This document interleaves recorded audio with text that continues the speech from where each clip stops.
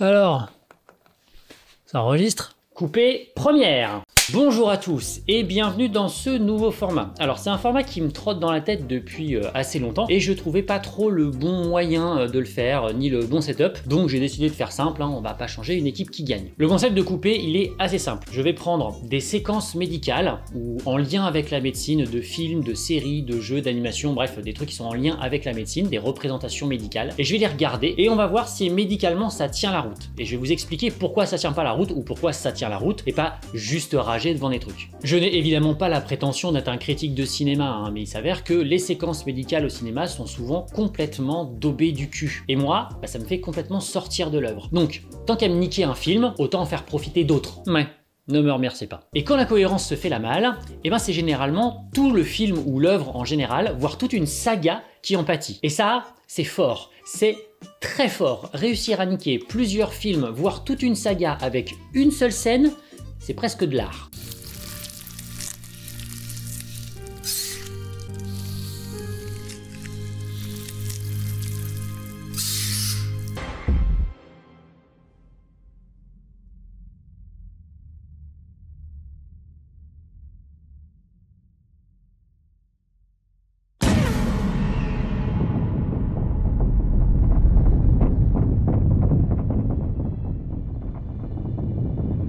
Alors j'assume complètement ces exemples, et Star Wars 8, c'est de la merde, et vous pouvez vous amuser avec ça dans les commentaires. Donc pour ce premier épisode, on va pas prendre un cas trop difficile, on va faire dans le bien lourd, le bien gras, le bien débile, histoire d'être un petit peu caricatural et de mauvaise foi. On va parler de la séquence de la césarienne dans Prometheus. Je vais évidemment pas vous faire une analyse du film, de sa genèse, de sa critique, voilà, d'autres l'ont fait avant moi et l'ont fait bien mieux que moi. Et la liste est non exhaustive. Durandal, Nexus 6, Loki Jackal, Guillaume Cassard, j'en passe, et les meilleurs. Je n'ai jamais eu d'attachement particulier à la saga Alien. Je les ai vus étant gamin, probablement un petit peu trop jeune, mais j'y ai pas d'attachement particulier, contrairement à d'autres sagas, comme Star Wars par exemple. Ryan, je te déteste. Donc quand est sorti Prometheus, j'en attendais rien en fait. Je l'ai même pas vu au cinéma. Et j'ai quand même été déçu. Par contre, comme je vous l'ai dit, les scènes pétées de médecine dans un film, ça a tendance à me faire sortir du film. Ça brise ma suspension consentie d'incrédulité. C'est-à-dire le contrat que je passe avec le film et l'univers qu'il me propose. Ok film, je veux bien te suivre dans ton histoire à la condition que tu restes cohérent avec toi-même. Alors quand le film n'est pas trop mauvais, voire bon, et que la scène est pas trop appuyée, je lui pardonne. Exemple, les arrêts cardiaques au cinéma, c'est généralement débile, mais ça va. L'arrêt cardiaque dans Abyss, par exemple.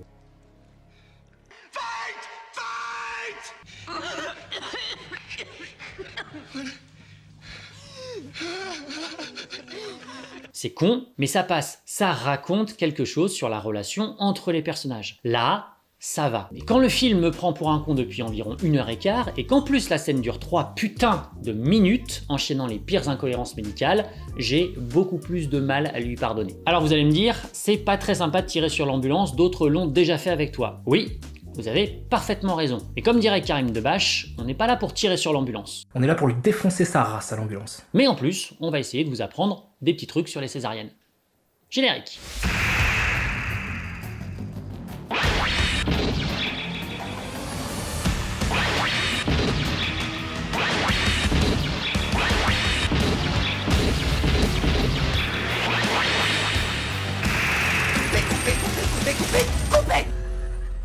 Alors un peu de contexte. Une équipe de scientifiques, mandatée par une méga corporation qui s'appelle la Weyland, est envoyée sur une planète pour essayer de trouver les réponses sur l'origine de l'humanité, en gros. Après un voyage en vaisseau spatial, ils arrivent sur la planète qu'ils cherchaient et ils y trouvent, comme de par hasard, des ruines. Dans ces ruines, ils tombent sur une substance chelou, qu'on va appeler l'huile noire, aux multiples effets que même les scénaristes ne sont pas au courant de ce qu'elle fait exactement. Un des personnages qui est un androïde et qui s'appelle David expose un des mecs qui s'appelle Holloway à cette fameuse huile noire. Et bordel que je trouve ce petit détail de merde sur l'empreinte digitale de David cool. C'est con mais c'est typiquement ce genre de petits détails qui font toute la différence et qui rendent l'univers cohérent. Alors, ça coûte pas grand chose, hein, mais ça renforce l'adhésion à l'univers. Gardez ça en tête. Holloway, alors qu'il a ingéré cette nuit noire sans le savoir, va ensuite faire une partie de jambes en l'air avec sa compagne scientifique, Elizabeth Shaw, qui, en plus d'être l'héroïne de ce film, est accessoirement stérile. Le lendemain, le lendemain, Elizabeth Shaw fait un malaise et on découvre avec stupeur qu'elle est enceinte. Bah oui, hein,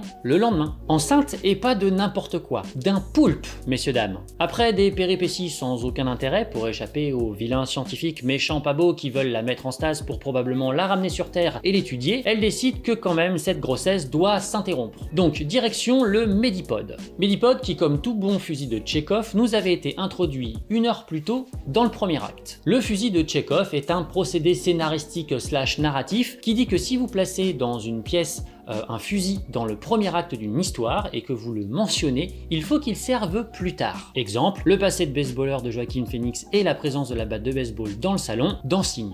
On apprend également que ce Medipode, c'est pas n'importe quel Medipode. Il en existe qu'une dizaine au total dans le monde et qu'il peut opérer à cœur ouvert. Et vous savez qui nous apprend ça? Le Dr Shaw elle-même. It's appalling Medpod.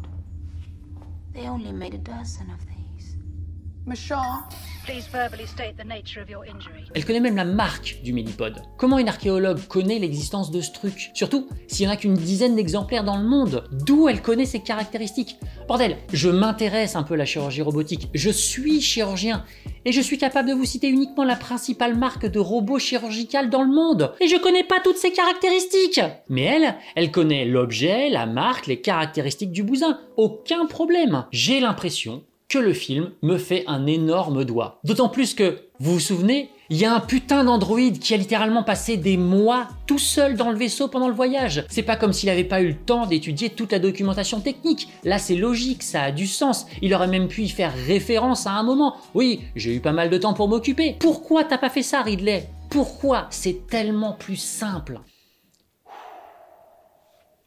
La séquence a même pas commencé que c'est déjà débile. Donc la scène commence quand Shaw arrive dans la salle du Medipode. Elle sélectionne le programme d'urgence, jusque là pas de problème. Si on regarde l'affichage du Medipode, rien de particulier, hein. Il y a un onglet diagnostic, un onglet thérapeutique, chirurgie, bon, rien de particulier. Dans les menus sur la gauche, on peut voir les différentes spécialités pour la chirurgie. On peut même voir Xeno, donc pour autre chose que des humains. Ce qui est assez drôle quand on sait que l'alien est appelé xénomorphe, mais complètement con quand on connaît la configuration exclusive du Medipode. Mais ça, on va y revenir. Bon.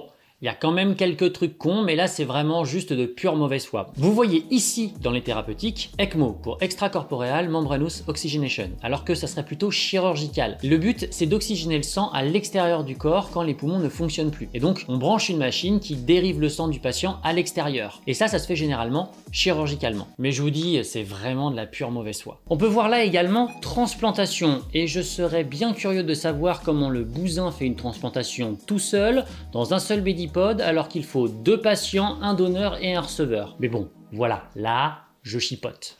I need cesarean.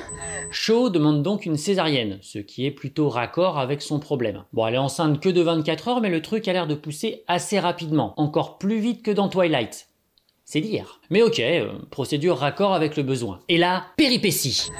Error. This Medpod is calibrated for male patients only and does not offer the procedure you have requested. Le problème, c'est que le Medipode est calibré pour les patients mâles uniquement, ce qui à ce moment-là crée de l'angoisse, évidemment dans la scène, hein. Mon Dieu, mais qu'est-ce qui va se passer? De l'incompréhension à ce moment-là du film, mais qui est parfaitement logique quand on sait que en fait le Medipode est calibré pour le dirigeant de la Weyland qui est vieux et qui se trouve sur le vaisseau et qui ne pense évidemment qu'à sa gueule et à faire un petit peu chier sa fille aussi, donc il a calibré le Medipode pour les hommes uniquement. Et de l'incohérence quand on voit que le truc a une option Xeno, donc pour opérer autre chose que des humains, et là ça n'a donc plus aucun sens. Mais en dehors de ça, rien d'extraordinaire. Le Medipode demande de préciser la procédure. Donc Shaw sélectionne chirurgie, ce qui est plutôt raccord. Abdominal. Ok, c'est plutôt pelvien, mais ok, admettons. Penetrating injuries. Elle choisit ensuite plaie pénétrante, qui n'a aucun sens là, mais qui est raccord avec ce qu'elle va demander après. Foreign body. Corps étranger, mais ok, admettons. Jusque là, ça fait 30 secondes, il n'y a pas trop de grosses conneries. Et disons, rien de rédhibitoire. Ensuite, elle déguste, c'est pour nous faire sentir l'urgence de la situation, le truc qui grandit genre très vite dans son ventre. Surgical procedure to begin. Le Medipod se prépare ensuite pour l'intervention. Et pourquoi il a besoin de tourner sur lui-même? C'était pas plus simple de le mettre directement dans la bonne position. Non, il faut qu'il tourne sur lui-même. On voit ensuite Shaw se faire une injection d'un truc qui est probablement désantalgique, car elle a l'air de déguster. Alors ok, les stylos injectables comme ça augmente la rapidité d'efficacité des médicaments. Mais faut pas déconner. Là, ça va plus vite qu'en intraveineux. Mais ok. Admettons. Bon par contre, vous m'expliquez l'intérêt d'un Medipod où pour rentrer dedans, il faut escalader le truc? Je veux dire, si c'est prévu pour le vieux tout moisi du film qui se déplace en fauteuil roulant, ça me paraît pas optimal. Alors moi je pose la question, pour un patient qui a une fracture de la jambe ou qui peut pas se déplacer correctement, ça se passe comment? Mais ok. Admettons. Donc le pod se met en position et évidemment Shaw connaît parfaitement les menus pour déclencher la procédure alors que je le rappelle, il n'y en a que 10 exemplaires dans le monde et que ça coûte un bras et que c'est probablement la première fois qu'elle le voit. Procédure qui, je le rappelle, a l'air quand même vachement complexe à démarrer, surtout pour une urgence. Heureusement que c'est pas une urgence, qu'est-ce que ça aurait été si ça avait été grave? On se le demande. Donc le bousin fait un diagnostic avec une technique d'imagerie du turfu.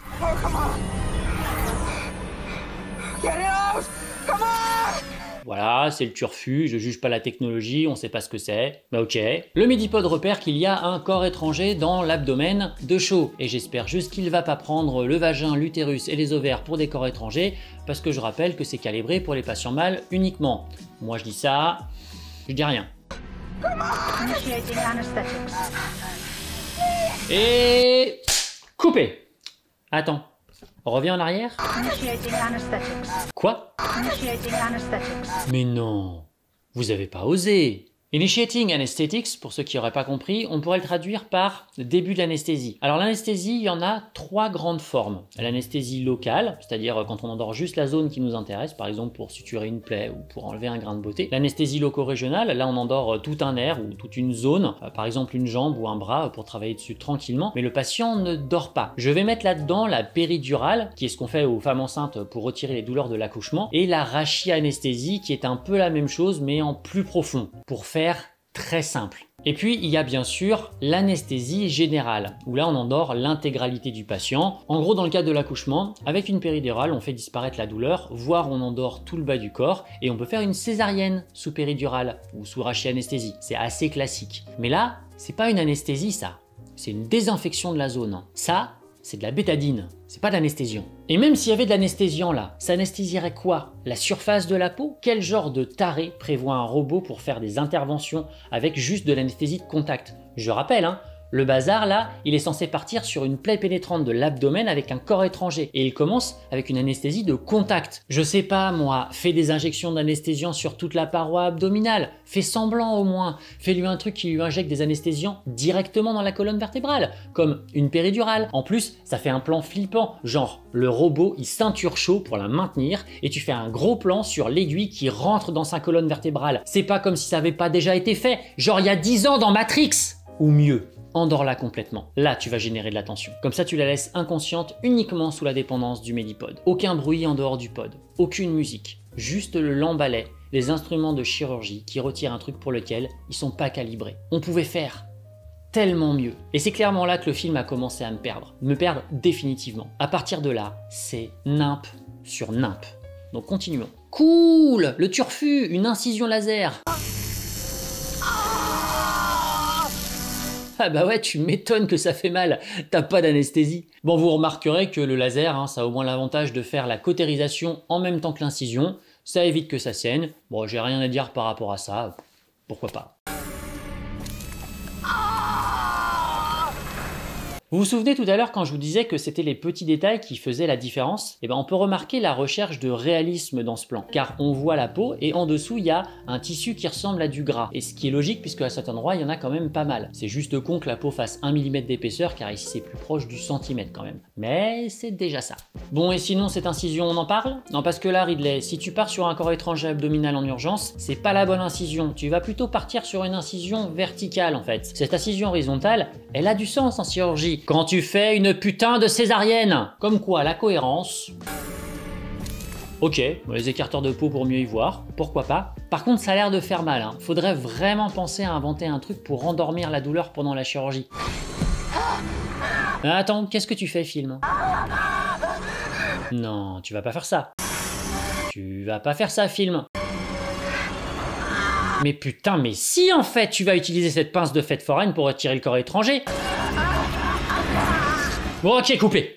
Comment vous dire? Le tracé de l'incision en elle-même, les écarteurs, ouais, pourquoi pas, à la rigueur. Mais putain, c'est juste la peau. La peau et le tissu gras en dessous. Sous la peau, il y a des muscles. Tu sais, film, le truc qui s'appelle la sangle abdominale, qu'on incise pas du tout dans ce sens-là. Que je vous explique. Pour beaucoup de gens, la chirurgie, c'est un métier où on coupe des trucs. Mais en vrai, pas tant que ça. Alors je vais pas faire une dissertation sur la chirurgie là maintenant tout de suite, mais l'instrument qu'on utilise le plus souvent, ce sont les ciseaux. Mais pas du tout pour couper des trucs, mais pour écarter, on dit disséquer. En fait, on va utiliser des plans de glissement naturels des structures anatomiques entre elles pour passer dans ces espaces et couper le moins de trucs possible. On appelle ça des plans de dissection. C'est un concept un petit peu difficile à appréhender tant qu'on n'est pas devant et en train de faire de la chirurgie. Et pour vous en rendre compte, le truc que vous pouvez faire chez vous, c'est prendre un magret de canard. Et si vous arrivez à détacher la peau du magret qui est en dessous, et ben ça, c'est un plan de dissection. Et c'est exactement ce qu'on fait quand on sépare des structures les unes des autres. Parce que couper, ça veut dire suture, ça veut dire cicatrice derrière. Alors que si on fait que décoller les structures les unes des autres, bah c'est beaucoup plus simple. Et c'est pour ça qu'on se farde de l'anatomie pendant des heures, parce qu'il faut connaître absolument toutes les structures et où on peut passer et savoir où glisser et comment faire le moins de dégâts possible. Pour une césarienne, alors oui, on incise la peau horizontalement, mais c'est uniquement parce que c'est l'endroit où on peut cacher ensuite la cicatrice dans l'élastique d'une culotte. On appelle cette incision d'ailleurs la bikini cut. Mais on incise que la peau et le tissu gras en dessous. Ensuite, on arrive sur les muscles abdominaux. Il y en a un de chaque côté. Et au milieu, il y a une structure fibreuse qu'on appelle la ligne blanche. Et ce qui se passe, c'est qu'on écarte les muscles de chaque côté. On les incise pas du tout. Parce que si elle avait vraiment une section à la bourrin des muscles comme c'est suggéré là, il est impossible qu'elle fasse ça après. Car il est impossible qu'elle se tienne debout, tout simplement. Notez que même avec une technique correcte, il est peu probable qu'elle arrive à faire ça 20 minutes plus tard. Reprenons.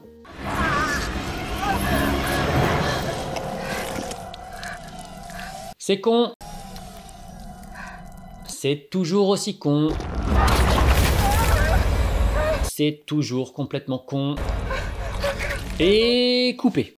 Donc là, on nous fait comprendre que le truc est dans un genre de sac amniotique, c'est dégueulasse tout ça, mais moi j'ai une question. Pourquoi le cordon ombilical il est en dehors du sac? Va te faire foutre, Ridley. Va te faire foutre. Je vous explique. Le cordon ombilical, c'est le truc qui relie le fœtus au placenta. Le placenta, c'est ce qui fait l'interface avec la mère et qui permet les échanges entre la mère et le bébé. Du placenta part la membrane amniotique qui enferme tout ça. Et le cordon ombilical, il est dans le sac amniotique, pas l'extérieur. Là, ça voudrait dire qu'il y a un placenta dans le corps de Shaw, puisqu'il y a un cordon ombilical, et retenez ça pour juste après, et que le fœtus, qui est déjà dans une structure placentaire, a en plus un autre sac amniotique autour de lui. Ça n'a aucun putain de sens. Et qu'est-ce que Shaw va bien pouvoir faire de ça?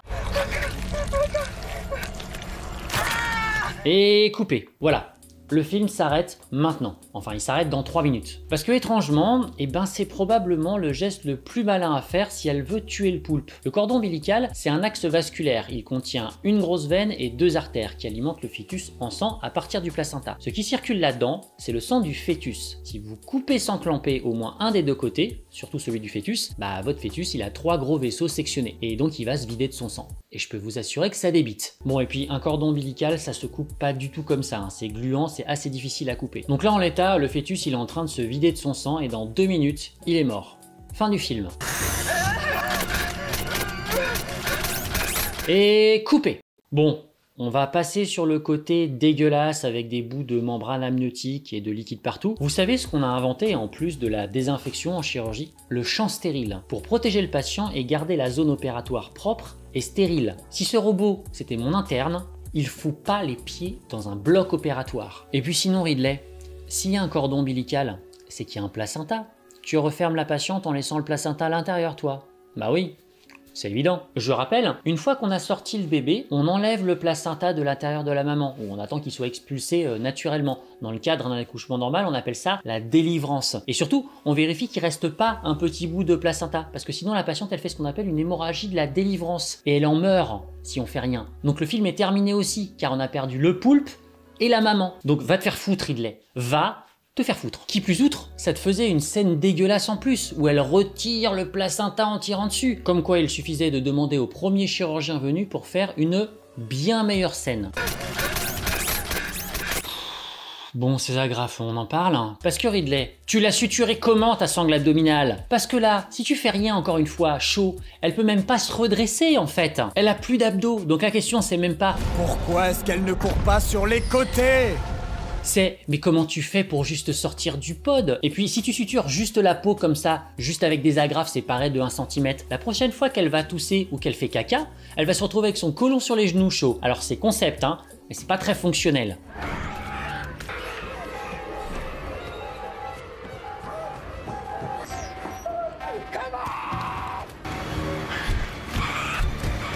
Bon, et pour le reste de la scène, j'ai pas grand chose à dire, si ce n'est qu'un pod médical qui a un système de décontamination comme ça, on se demande à quoi les mecs qui l'ont fait sur Terre pensaient. Et évidemment, avec ce que je vous ai expliqué sur la sangle abdominale, il est impossible qu'elle fasse ce qu'elle fait à la fin du film. Et c'est fini, et ça a duré 3 minutes, et c'était pénible. Cette scène, elle m'a complètement fait sortir du film. Déjà que le géologue qui se paume, alors que c'est lui qui a la carte, le mec qui fait des câlins à un serpent-bite, et les règles de sécurité complètement ignorées, j'avais du mal. Mais là, le film, il m'a complètement perdu. Je vous dis, je mets cette scène au même niveau que la manœuvre Holdo dans Star Wars 8, en termes de sortie de film. Ça m'a fait le même effet. Pour vous dire, je suis sorti de la salle quand j'ai vu ça. Et j'étais même pas au cinéma, j'étais dans mon canapé. Vous avez vu le temps de la vidéo pour une scène de 3 minutes. Tous les éléments sont cons, il n'y a rien qui va, il n'y a rien qui tient la route. Bref, cette scène est à mon sens mauvaise. Elle aurait pu être tellement mieux. Je pense avoir apporté des idées qui auraient pu faire une bien meilleure scène d'angoisse et de faire quelque chose de bien plus intéressant. Mais force est de constater que cette scène est à l'image de Prometheus. Une déception. Et puis rassurez-vous, une césarienne ou la chirurgie, ça ne se passe pas du tout comme ça. Si un jour on invente des robots chirurgicaux autonomes, il est impensable que ça se passe comme ça. Probablement même qu'on prendra comme cahier des charges Prometheus pour les choses qu'il ne faut pas faire en fait. Alors initialement j'avais prévu une conclusion mais elle était toute pourrie donc c'est pour ça que l'épisode se coupe de manière un petit peu abrupte et on va la terminer comme ça. Donc merci d'avoir regardé ce premier épisode de Coupé qui n'aurait pas été possible sans plusieurs personnes que je vais remercier maintenant. Alors tout d'abord je voudrais remercier celui qui a monté cet épisode, Bilou, compte Bilou de la chaîne Il y a plus de saison. Donc suivez-le sur les différents réseaux sociaux. Bilou, je te laisse mettre ta chaîne YouTube, ta chaîne Twitch, ton compte Twitter, voilà, je te laisse faire ta publicité où tu veux mais en gros plan là, bien sur ma gueule, c'est parfait. De toute manière, félicitez-le dans les commentaires, faites-lui plein de cœurs, plein de bisous, voilà, suivez-le, il fait un travail formidable, voilà, donc merci à lui. Je voudrais remercier également Monsieur Samuel Busseret, qui m'a fait le générique de Coupé, et qui va beaucoup mieux que ce que j'aurais pu imaginer, bien évidemment, grâce à son talent. L'épisode peut voir le jour avec quelque chose qui a un petit peu de gueule, donc merci à lui, pareil, suivez-le sur les réseaux sociaux, suivez-le sur YouTube.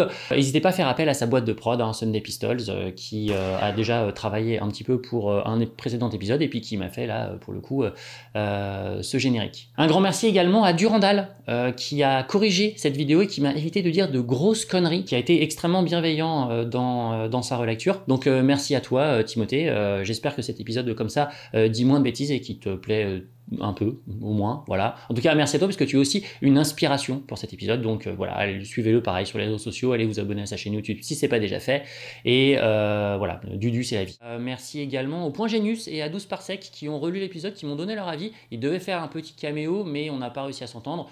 C'était principalement pour parler de Star Wars, mais bon, voilà, c'était pas le sujet. Non mais sérieux, on a encore ce débat-là aujourd'hui, mais c'est pas possible. Je croyais que la question a été réglée depuis longtemps. On a fait une conférence de 4 heures pour dire à quel point Star Wars c'est de la merde. Mais bien entendu. Vous êtes d'accord avec nous? Vous êtes d'accord les gars? Bien entendu. Donc merci à eux, allez voir leur travail, pareil sur les réseaux sociaux, c'est des gens bons. Voilà. N'hésitez pas évidemment à partager cette vidéo, à liker, vous abonner, clocher, voilà pour les conneries habituelles. Venir en parler dans les commentaires si vous avez des choses à dire en particulier ou des séquences ou des trucs médicaux à proposer, que ce soit dans des séries, que ce soit dans des films ou même peut-être dans d'autres médias. N'hésitez pas à venir en parler dans les commentaires. Peut-être qu'il y aura des idées auxquelles j'ai pas pensé et qui pourront être des bonnes choses pour de futurs épisodes. Normalement, je serai en Twitch, en live Twitch, après la sortie de cet épisode pour venir le débriefer sur la chaîne de la consulte. Donc n'hésitez pas à venir sur la chaîne de la consulte pour venir en discuter en live. On fera des retours, peut-être qu'on mettra des petits morceaux du truc, mais je ne risque pas de me faire ban, c'est mon épisode, donc voilà. Mais j'essaierai d'être normalement en live Twitch. Alors évidemment, si vous regardez ça 5 ans plus tard, je suis plus en live Twitch à ce moment-là. Mais globalement, si vous regardez le jour de la sortie de cet épisode, normalement je serai en live Twitch sur la chaîne de la consulte. Et moi, il ne me reste plus qu'à vous faire de gros bisous et à très bientôt pour un nouvel épisode soit de Primum, soit de Coupé, soit d'autres choses. Bref, assez rapidement, j'espère, sur YouTube et sur les différentes plateformes. Bisous!